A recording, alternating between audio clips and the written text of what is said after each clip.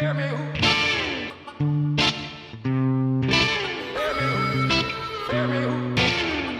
listening to Tomcat Radio. Conversations with creatives, pioneers, and those that get shit done. I'm your host, Tomcat, founder of the design and media studio, Tomcat Atelier. For most of my life, I found myself at the right place at the right time, conversating with individuals that have inspired me to be a better businesswoman, artist, and a better human in general. So if those are the conversations you're looking for, you've come to the right place.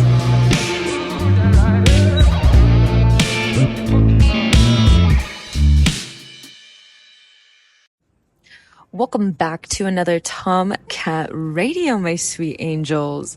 I'm here in sunny West Hollywood at the One Hotel, and I thought that I'd switch things up a bit by queuing up this episode outside of my studio in the Arts District and without visuals. So let me know what you think. Go ahead and give me a comment either below on the video, give me a comment on the podcast episode, however you're digesting the conversation today. So I feel like this motivation behind shutting up and getting shit done actually ties in pretty well to today's guest. At the time of our interview, my guest had just completed a solo show early summer in Bisbee, Arizona at the Art Media Foundation Museum, a show that highlighted how far we've come and how far left we have to go when it comes to women's rights and systemic hindrances. Her body of work spans over 5 years, and I have to highlight my favorite piece, blown up Kodachromes, that my guest found in an abandoned home, dating over 50 years old. It's incredible to see just the detail that my guest was able to capture, both in what life looked like back then in the desert in Arizona in the 50s, but also to see the similarities in kids playing, in adults having their conversation time. But you, of course, can't help but notice the complete difference in dress and, of course, the difference in homes, interior, cars, etc.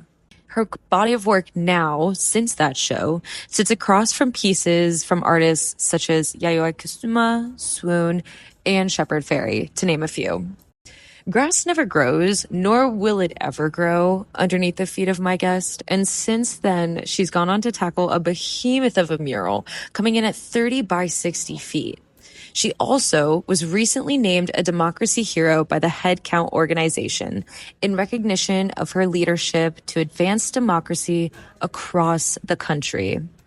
However, it's not the laundry list of accomplishments and awards that has me begging for her to come on the show, which, to be completely real, didn't have to do much begging because she's that much of a sweet angel. She was actually one of the first individuals I met when I showed up bright-eyed and bushy-tailed to LA to decide my fate of whether I'd be making the move to Miami or LA to pursue my own career in art. I'm not gonna lie, she's a force of nature, and you feel that immediately upon meeting her. It's the kind of force that could intimidate some. But before my brain knew where to categorize this woman, she welcomed me to the City of Angels with arms wide open, assuring me that if I desired to, I could also call this crazy land of opportunities home, and even more so, I could thrive here. It was her words of encouragement then, and it's her reminders now that have helped me to not walk, but run to my dreams. Whether it be connections, licensing to an empowering belief, or telling me for the third time I need to use a projector, my guest is always willing to share the dream and always there to deal hope. I'm not the only one she does this for. And so while the intention of this interview is to leave you motivated to get up and charge your own dream, it's also a public sign of appreciation and gratitude to my friend, the LA Hope Dealer. 2, 1. Welcome back to Tomcat Radio. I'm so excited for my guest that I have on today. I'm going to have you introduce yourself, though. So go ahead and tell us your name, where you're from, where you live, and what you do. My name, do I do it in the camera? Or do I do it Whoever makes you feel more comfortable. Probably you. I'm a safe space. My name is Corie Mattie. My street art name is LA Hope Dealer. I come from New Jersey. Ayo, East Coast. Take the girl out of Jersey, you can't take Jersey out of the girl. Don't wanna. And I'm a street artist, activist, Fuck yeah. muralist. And how long have you been a street artist and activist for now? 4 years.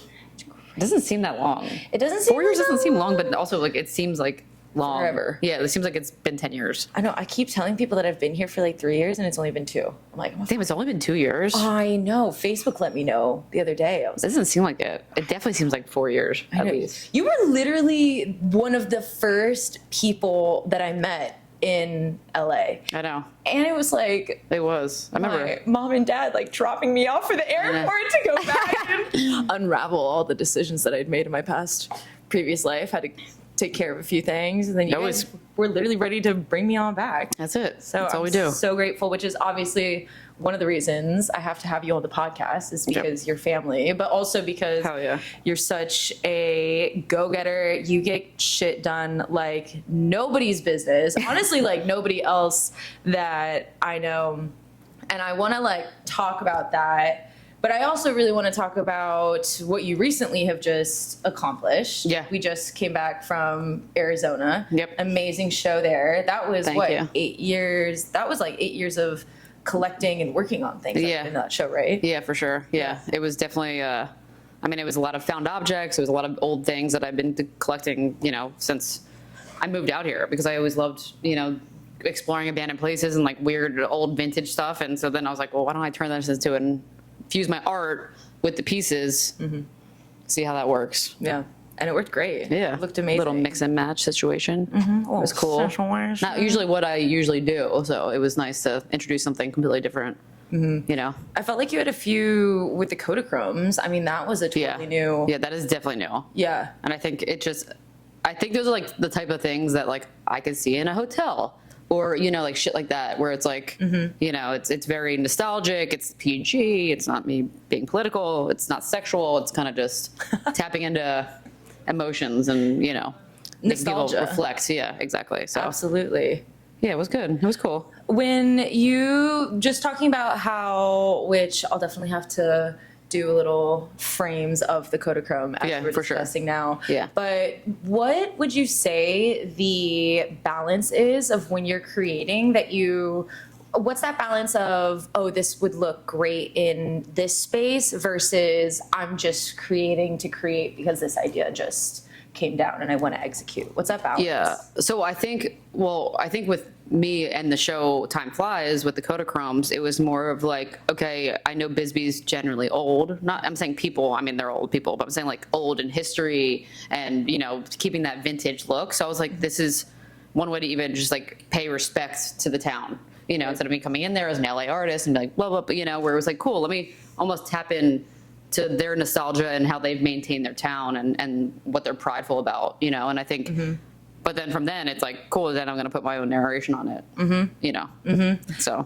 I mean, that's one of the beautiful things about you. That's one of the beautiful things about your work is that it's almost always about raising the voices and showcasing the voices of others and those that may not be able to speak out, or maybe their story just hasn't been told yet. Yeah, exactly. What have you always been intrigued by storytelling, or have you always been like that since you were little, of standing up for others, or just Yeah, it always was. But the thing is, everyone like thinks like, even they would come to my mom and be like, oh, she was probably a handful. Like I fucking wasn't at all. Like I was like, you know what I mean? Like I had so much anxiety. I was quiet. Like, I like tried to, like I was always, I always fit in. I was never like, I was like played soccer and, it was like, and not that it fucking matters to be popular, but it was just like, I was never an outcast or anything. Yeah. But also I wasn't like,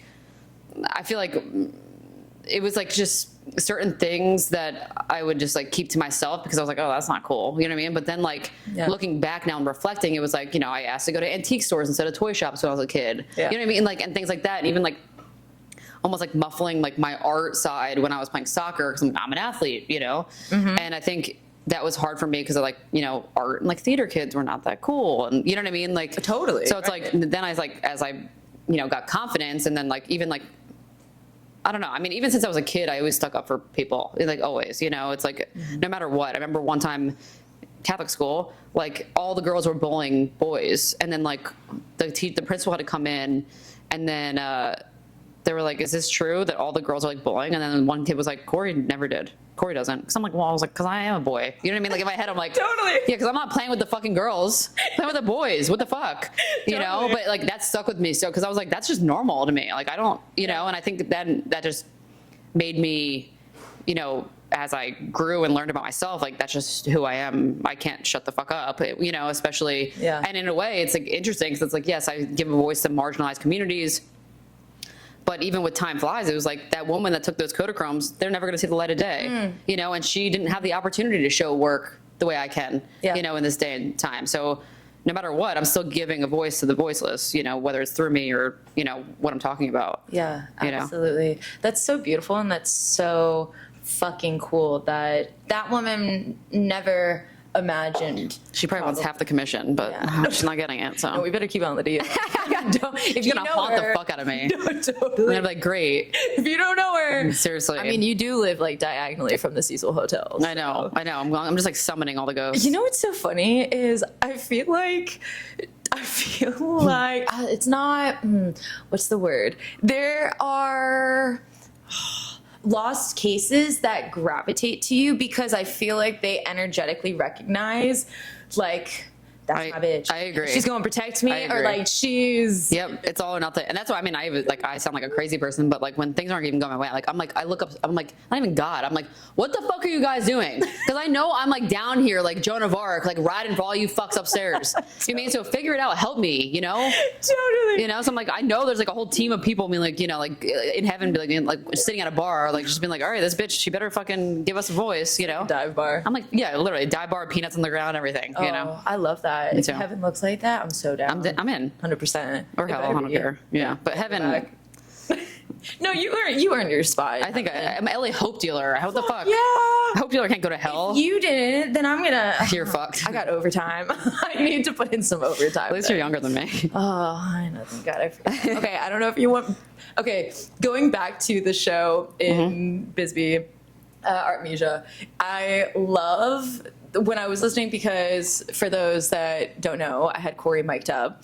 I had LA Hope Dealer mic'd up, which is the worst such thing. an honor. And I'm so grateful that you trust me like that because, of course, I don't even have to paint you in the light. You're just an amazing human being in general. But hearing you speak to individuals that are probably like 20, 30 years older than us was so funny because you're just so yourself and you don't even have any second, like there's no second guessing, at least when I'm listening to you, there's like no second guessing your words, but people, like they loved it and they had more questions and oh my God, half the time I'm like, I don't even know what the fuck you're talking about. I'm like, yeah, like when they were talking about butter, like I was like, you guys love the butter. Yeah, I was like, you guys love the butter fucking certificate. That is the one thing you guys took away from this. Like every old person was like, that butter. I'm like, do you guys want to buy it? It's on just display, but okay. Like, that's it, not the Kodachromes? Seriously, I'm like, what about all the pieces that I made, not just found? Wait, isn't that the kicker when like pieces just align with people that you have? You don't even think that that's going to be the piece that literally people. Yeah. You're like, really? I put all these hours, all the effort, and like trying to tap into your like emotions, and and you guys are talking about, I think it was like oleo margin or something certificate, and I think it's because it was like such an old term. I think I just butchered it, but I'm saying it was that they haven't seen it in so long. So when they saw it like types from the 30s, they were probably like, what the fuck? Yeah, you know what I mean? But I'm like, Jesus, that's what you guys got out of this? All right. Like, thanks. Unreal. It was crazy on the wall. Again, gonna have to pan this over onto the video, but all of those different documents that you found, and you made such a great point that shit that people were dealing with back then, taxes, DMV, workers' compensation, getting sued. Having to do that. I'm like, it was never a simple life. It was always like, even in the 30s and the 40s, they had to track all the shit and fuck. Right. Like, does life even get simple? Because now... No, it doesn't. Oh my God, can you imagine kids that are in elementary school? Like, they're gonna be whizzes at AI. And I would fucking kill myself if I was growing up now. So. No, me too. I'm already like... just trying to keep up with like the videography, the graphics and shit, making TikToks and I whatnot. fucking hate TikTok. I refuse. I fucking refuse. The only time I go on TikTok is if I cut something for another account that I don't care about. Yeah. And I do auto, and it like makes the reel, and then Push I just it. done, boom, Yeah. and then I take it off and go to Instagram. Yeah. I'm like, Instagram is the millennial social media. I don't, and I know TikTok is fruitful, and I know it's a way to get viral, but I'm like, I fucking hate it. It is loud. It is too busy. Yeah. It's like there's too much shit going on. I'm Yeah. like, I don't even know what to do here. It's No, not fucking same. fun. No. I don't know how everyone thinks it's fun. I'm like, it's not fucking fun. I get so overwhelmed by It's so overwhelming. I'm like, what? I'm like, I just miss Instagram like 2015. Oh my Where are the God. fucking just pictures and the normal likes? Give me that filter. I don't even want to do reels on Instagram. Yeah, exactly. I know. I'm like, just go back to the basics. Bring back know. fucking Instagram 2015. Totally. Instead of having to do this like 5 second, 3 second. You should be able to download Instagram and then go to the year that you want. And then you only get filtered. Like, so even if you don't want to see reels, it's like, all right, 2016. Then you're just going to see pictures of Ooh. I know. Hear that, Instagram? Yeah, go fuck around and find out. Seriously, because I'm like, tap into the shit. It's like, Totally. you know, and then people can, that are younger, they can do all reels. Who gives a fuck, you know? 100%. It's like, make everyone happy. How do you balance, that's such a discussion with creatives of balancing capturing your work but making time for creating your work and like not creating for Instagram or like social media. What is your take on that balance? Well, I hate it, for one, but Jay, manager, is like, you need to fucking, record it and figure, because you got to share it. And it's like, sometimes I'm like, it just sucks because it's like, it takes away the fun for me, Right. like Totally. when I'm in the zone, I'm gonna be like, oh, let me set up a tripod and make sure it's time lapsing, or like, let me get this angle, stop, go over here, get this angle. Like, I don't want to fucking do that. Also, now everyone needs to be a fucking producer, like a film director. I'm like, I don't even know how to open my email, and I'm like, cool. And then one reel that I think is gonna be like, I'm gonna kill it. It was like very cinematic, nothing. And then the reel that Jay made, literally 6 seconds, is at 30K. And I'm like, okay, well, I'm gonna fuck myself then. So Jay's like, yeah, he was like, bing bong. And I'm like, cool.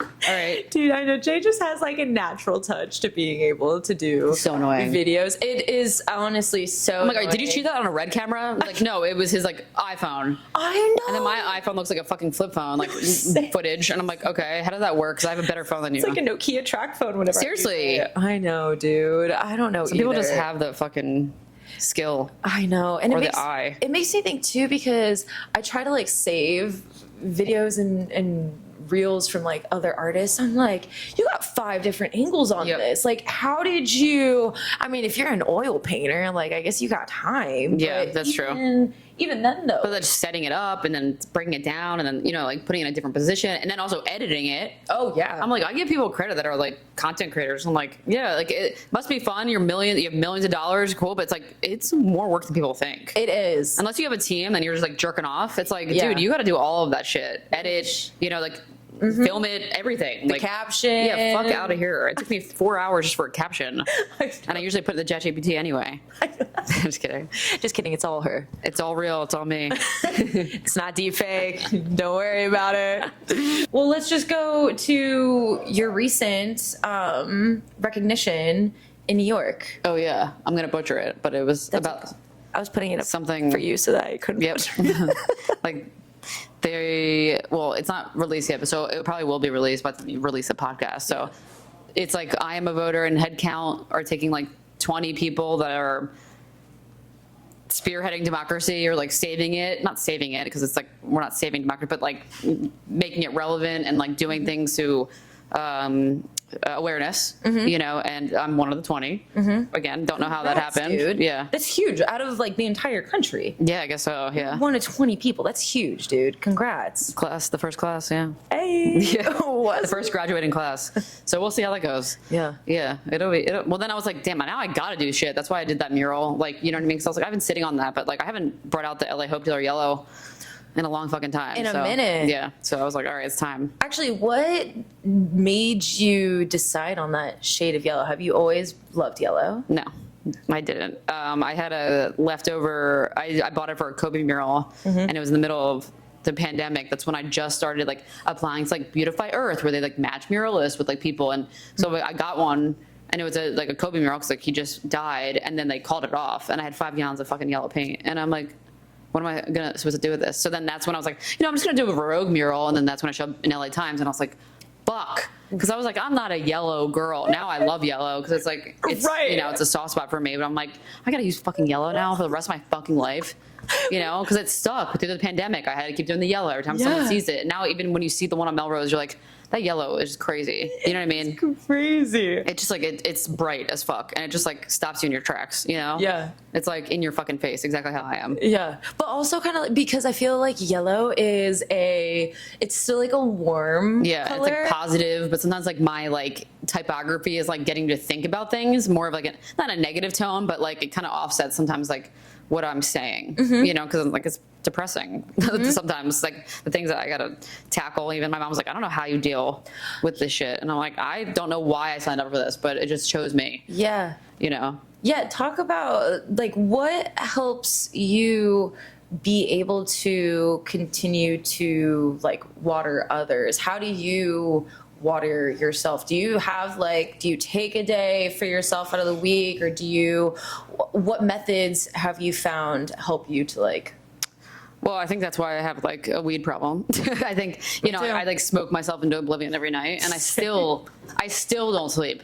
I'm like, I literally like smoke, you would think I had a horse tranquilizer and it's not ketamine. So like you would think that I was gonna like not even speak English at that point, but I'm telling you, I could be asleep and I could still hear everything. Like Claudia would be next to me and she'll like say something and I'm like, why are you talking right now? Because it's 2 a.m. And I'm like, she's like, how are you still awake? And I'm like, not awake. You know what I mean? Like I'm awake, but like not, and I'm like, my brain is still just narrating all the fucking time, no matter what. So I think it's, it's probably not the healthiest way to go about it. It just kind of mutes my voice like in my head. Yeah. And then there's just, I do take a day. Sometimes, I take more than I'd like to admit, but in the grand scheme of things, I don't. But I'm saying you like, deserve I know an extra day. But sometimes like I just need to be high and like the shades close and like watch crime. You know what I mean? Like that's all I need.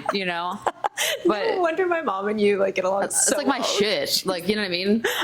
And I'm like waiting. I'm like, well, have I never found a dead body? Yo, but I'm getting close. Close. I'm circling. I hope it's just not my body. Literally, I just almost ate the microphone because of how crazy that is. What was it? When I was talking originally, or when I was talking before about how like the oh my god, there's a patron saint that keeps coming to Saint Jude, the patron saint of lost causes. Oh my god, you're like a Saint Jude. That sounds like me. You're like the Saint Jude I would have wanted to see in church. Been like, that's true. That's my bitch. On the fucking altar. Was it a boy or girl? Jude is a girl, right? Dude. I was gonna be like, well, maybe she was a sassy bitch. Maybe she was though, and she just had to play it off. Maybe she transitioned. You don't know. And now she's a saint, and no one knows because men wrote the Bible. She's like, what do you want to know? Fucking idiots. Oh yeah. Again, religion is such a fucking slippery slope. Right. But it's like, what the fuck has caused the most death and division in our world? Oh yeah. It's fucking religion. Absolutely. And no one's gonna prove anyone else is right. Absolutely. Until we're fucking dead. Absolutely. Literally. So I don't give a fuck if you care about Buddha, if you care about Jesus, anything. Literally, the universe. You're not gonna fucking know until after we're here. So why are we fighting about it? Totally. Believe what the fuck you want to believe. Totally. There's a higher power. Call it what you want and fucking call it a day. I don't give a shit what you're doing. If you have to pray at a certain time of day, let them fucking be. Absolutely. I don't get it. It's so weird. I don't either, dude. And it's just like, how do you have the time to even get so wound up on what somebody else believes, especially when when you do a comparison of all these different religions. There's so many similarities. So many. It's actually insane that people are like, it literally is. This is the one, or like, that's the one. It's so weird, but also it just shows I think not the what is the word I'm looking for? It's like how narrow-minded people can be. We are actually probably a good time to say that we are at Shore Bar. We are right now. We made a comedy show. Unfortunately, I'm not headlining. I know. I was gonna say, is this your Kickstart? I should. Are you gonna? My problem is I'm funny at my own demise. I can't be like say something and then bring it full circle. So. Oh no, me neither. But would you have ever thought? You in like middle school Corie, high school Corie, would you have ever expected to be where you are now? I think deep down I probably did, because I just remember thinking again, my parents were educators. My dad wanted the best for me. he wanted the best with what he knew, you know? And I think there was a lot of our age parenting where it's like, get good grades, go to a good school, land a good job. Well, we know in our generation that didn't happen. We got good job, good grades. I mean, good school, good grades. We didn't land the job. And when we did, it wasn't paying. Right. You know, so I think I always like knew, like, I always used to equate this to like kissing a boy, then kissing a girl. It was like, all right, this is gonna be it for the rest of my life. I'm just gonna like work 9 to 5 in sports. You know what I mean? It was like this, it was like, cool, I guess I could manage this, but like, I'm gonna fucking kill myself by 40. Yeah. You know what I mean? And then like when I kissed a girl, I was like, oh, fuck. Wait. And then I was like, when I started painting, I'm like, oh, I can make my own schedule. And like, you know what I mean? And like, again, it's like, it's a saying, I quit a 9 to 5 to work 24/7. That's what I did. Oh, yeah. But I don't feel like I'm working ever. I wake up 7 a.m., 8 a.m., whatever, and I'm just like, okay, what do I gotta do today? Yeah. Like, it's not anything about like, fuck, I gotta do this. And quite frankly, if I'm dreading a meeting, then I'm not fucking taking it. Yeah.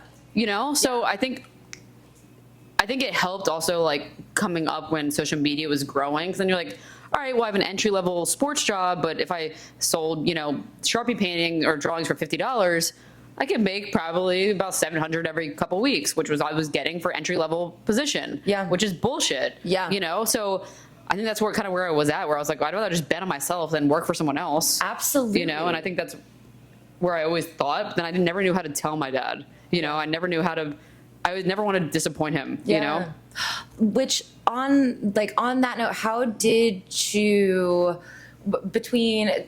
parents feel about your career as like an artist? What was their reaction to that? Well, my mom is different. She's like, like whatever, like your heart wants, you know what I mean? Like she's very, you or your mom, my mom would hit it off. Yeah. Yeah. But my dad was just like, are you fucking serious? You know what I mean? Like you just went to Georgetown for your master's and you're going to move across the country to live in a 2-bedroom with 6 boys to become an artist. Like, but then in my head, it was just like, my work ethic though. You know what I mean? I've always tried to be the best of who I am. Like, he thought I was going to be like, nothing, there's anything wrong with this, but like painting seashells on Venice Boardwalk and like, but like, that's not fucking me. Yeah. That's not me at all. No. You know, like, get straight to the source. I got to figure out who the fuck I need to impress. You'd be building like a whole new boardwalk. Literally, I would be like, all right, let's fucking just like, renovate this whole fucking place. So I think it was like, it was kind of hurtful almost, where it was like, I know he was scared, not in a way that he didn't believe me, but he wanted security from me. He still does. Yeah. Up until like a couple months ago, he was just like, that maybe she can get a desk job at us like this. It was like something else. And I was like, is he still on this? Like, is he still literally on this about me getting like, I don't mind getting a consistent job if it made sense. It was like, hey, like you're going to be the street artist for Hollywood. You know what I mean? Or like help with guerrilla marketing. And, it's like come in twice a week. And like, I would do that. Totally. Because it's still something that I'm doing already. Yeah. And like, they're going to hire me for my craft, not, like I'm going to apply and like resume and wish for the best. It's like, no, you're going to hire me as like almost like a consultant. You know what I mean? Totally. So I was like, that's not outlandish, and that'll happen for me eventually, you know? But it's like, I think in my head, it was so hurtful, but then like it did help him a little bit where it was like, then I got all the press, and like, I'm not saying he was superficial, but it was like, it was more reassuring that like I was on the right path, or like I was onto something that, maybe he didn't think I was, you know? Right. Which just sucks. What were you telling yourself, or what were you saying to yourself during those times of when your dad is like, hey, this might not be the career? Like, what was your inner dialogue that maybe somebody else can take note from? Prove him wrong. Yeah. That's literally it. Prove him wrong. Like the amount of times that he's been like, well, maybe you could be like an art teacher. I'm like, I'm sorry. Thanks. Do you know who I am? I'm your daughter, and we're very similar. Like, we talk like this. Yeah. You want me to be a fucking art teacher? The fuck? Like Miss Lippy from fucking Billy Madison that put glue on my face? Yeah, totally. All the little kids like going home. Literally. And I'm like, so I think that the one thing I wanted to avoid was like going back and be like, you're right, maybe I should go back into sports. You know what I mean? Like, and I think I will go back into sports, but I think I want to be like a female muralist in a male dominated, like world, and like go back into sports the way I want to go back into sports, not like answering to someone like, let me see how I can do in digital marketing. Like, no, fuck off. Totally. Totally reinvent the wheel. Literally. Which you already have. And that's what I'm trying to do. Like, create your own lane, because it's like now anyone can do that with what we have. Absolutely. Literally anyone, Absolutely. So 100%. But he's old fashioned.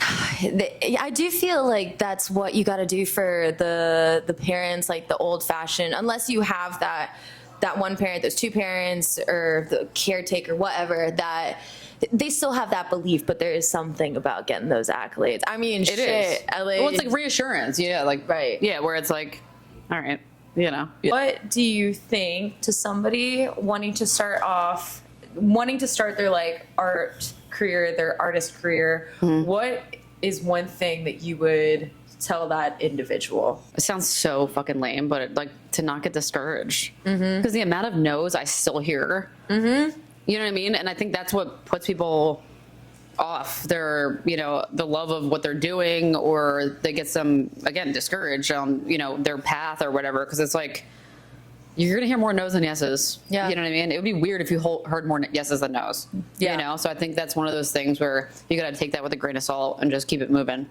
You know? Yeah, That's totally. it. Because then I feel like if it does end up in a whole, like you get those continual yes, yes, yes, yes, yes, I feel like then you're about to hit a bit of a desert with no. Literally. And then you won't even know how to handle it. Like, I would rather like Right. hear the rejection and keep hearing it and then be like, okay, well, that happened, but then this big thing happened. You know what I mean? Like, you can kind of see not even a relationship with you know, with the yeses and nos, but like being able to appreciate even more when you get the yes. Yeah. You know? Absolutely. You don't take it for granted. Totally. You know? There's this girl that I've started like following. She's in like the manifesting world. She's like a Miami baddie. So immediately Of I'm course. like, Naturally. Follow. whatever the hell you Yep, say, I'm get me on that Yep. yacht. Give me some Sign nice me up. fucking claws. Yep. Totally. But she talks about like the concept of blessing every dollar that you spend. And I feel like this is like right the same way of like blessing every project, blessing in your own way, right? Yep. But blessing every dollar that comes your way and blessing every bill that you're paying for.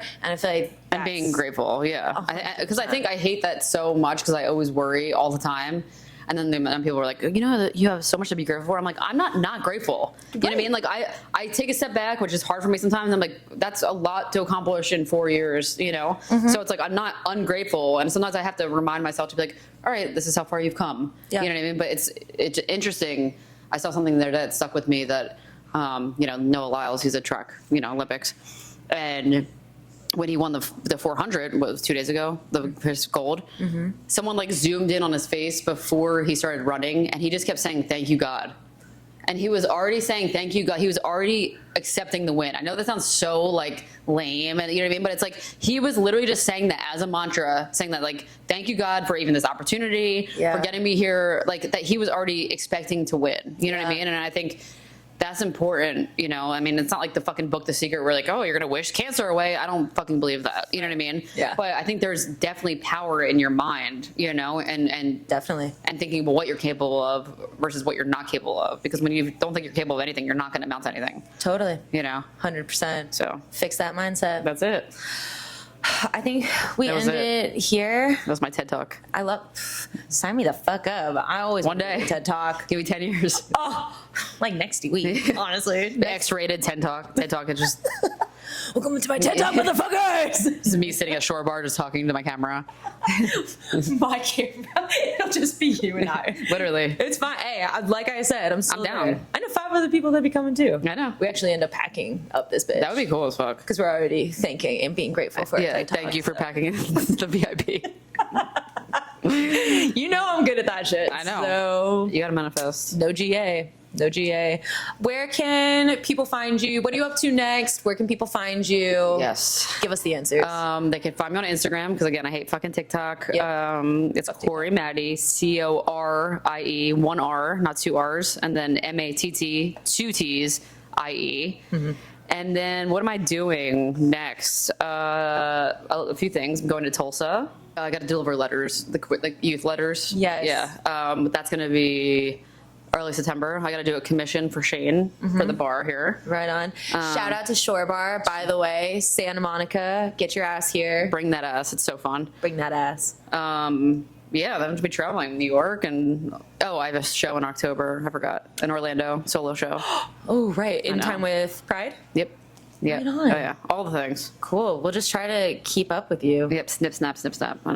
Thanks for coming on, dude. I fucking love Thank you. you. Wait, that was so good. It was so on time. Oh, did we get it? You got He's it. like, it's been off the whole time. The lens cap has been on. This Oh, shit.